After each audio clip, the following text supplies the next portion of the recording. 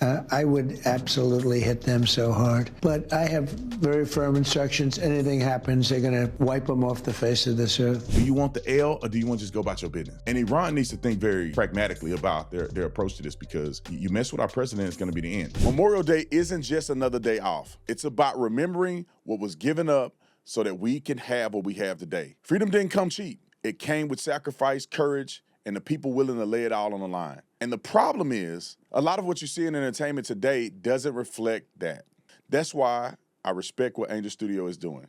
They're telling stories that actually mean something. Stories about sacrifice, family, and resilience, whether it's Something to Stand For with Mike Rowe, Indivisible, or films like Homestead and The Last Rodeo. These are the kind of stories that remind you who we are as Americans. And here's what makes it different. The audience actually has a voice. Through the Angel Guild, real people help decide what gets made, not Hollywood gatekeepers. Right now, they've got a Memorial Day sale taking 42% off a membership. And if you go premium, you get 2 free tickets to every theatrical release, including Young Washington, which premieres on July the 3rd. So if you want content that you can actually watch with your family, now's the time. Donald Trump is crazy. Can I just throw that out there? He crazy. And it's twofold here, right? There's the crazy that you love and you say, thank goodness he's crazy because people don't want to mess with a crazy person. And then also you wonder, if you cry wolf too many times, are they going to really take you seriously, right? You say, I'm going to turn that thing into a parking lot. I'm going to obliterate Iran. And then you never do it. Then what happens? So let's get to some of the updates and hear what Trump has to say. Roll it. The Middle East remains on edge, waiting to see if the war will resume in the days ahead. President Trump overnight on Truth Social posting a new warning for the regime, saying for Iran, the clock is ticking and they better get moving fast or there won't be anything left of them. Time is of the essence. The president's post comes as reports indicate the Iranians have submitted a revised proposal to Pakistani mediators aimed at addressing some of the gaps in their previous response that President Trump described as a piece of garbage. Therefore, from the very day after we sent our points to the American side via Pakistan, we were faced with a series of proposals from the other side, which have been reviewed over the past few days. As was announced yesterday, our own views have in turn been conveyed to the American side. While diplomatic efforts play out, the economic situation in Iran is getting worse each day due to the ongoing U.S. blockade of Iranian ports. CENTCOM says more than 80 commercial vessels have been redirected and 4 were disabled to enforce the blockade. A senior Israeli official told Fox News that early signs are developing of a fuel crisis in Iran, with long lines at gas stations being observed. It's getting exponentially worse, that official added. The economic situation is very, very bad. I mean, for 3 months now, the situation has completely deteriorated. Ever since these protests happened and the dollar price went up.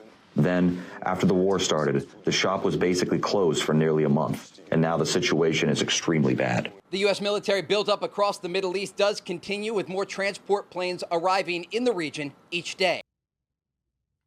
Well, this is one thing that I think strategically America has an advantage over. And this is why, for all the people that cry about us being in Iran, as if it's going to be a never-ending war, these are clear signs that I think that Donald Trump has leverage in this war, and Donald Trump is at least in communication with the Iranians. That to me gives me a good sign that it's not going to be 20 years.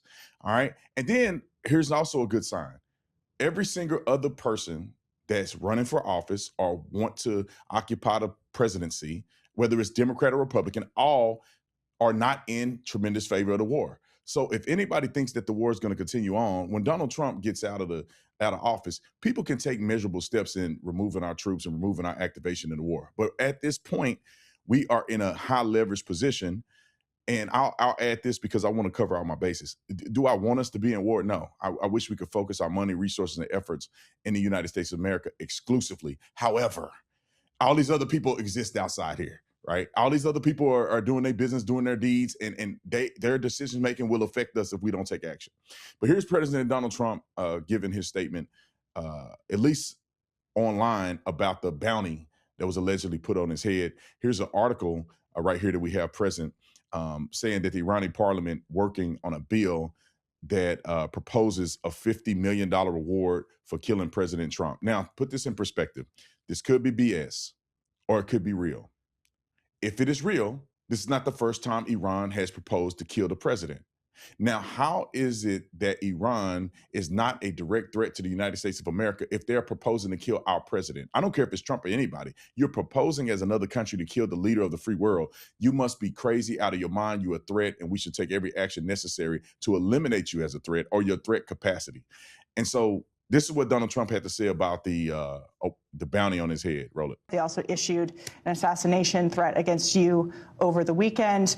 I know that you can't talk about what's on the table, but what is your response to Iran's leadership and their regime continuing to taunt you, threaten you, especially given over the weekend you said it's time for new leadership in Iran? Well, they shouldn't be doing it, but I've left notification. Anything ever happens, we're going to blow the whole country is going to get blown up.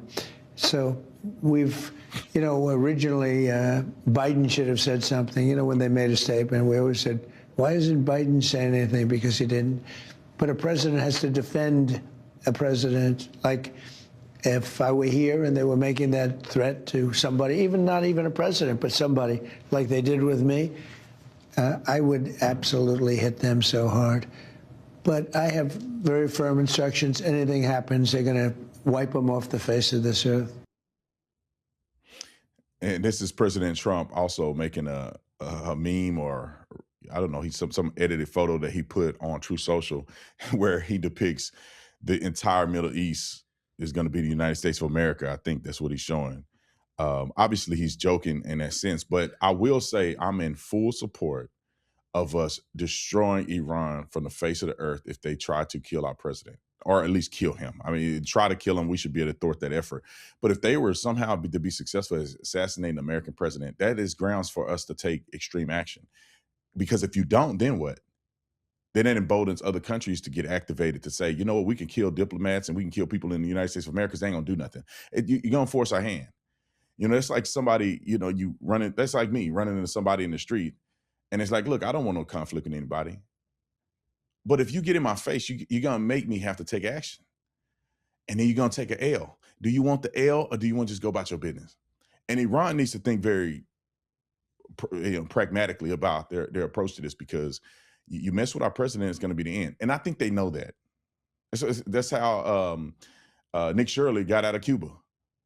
You think they didn't want to keep Nick Shirley in Cuba and put him in a prison cell? Because they're afraid of the president. You put Nick Shirley in a prison cell in Cuba, that'll be the end of your country.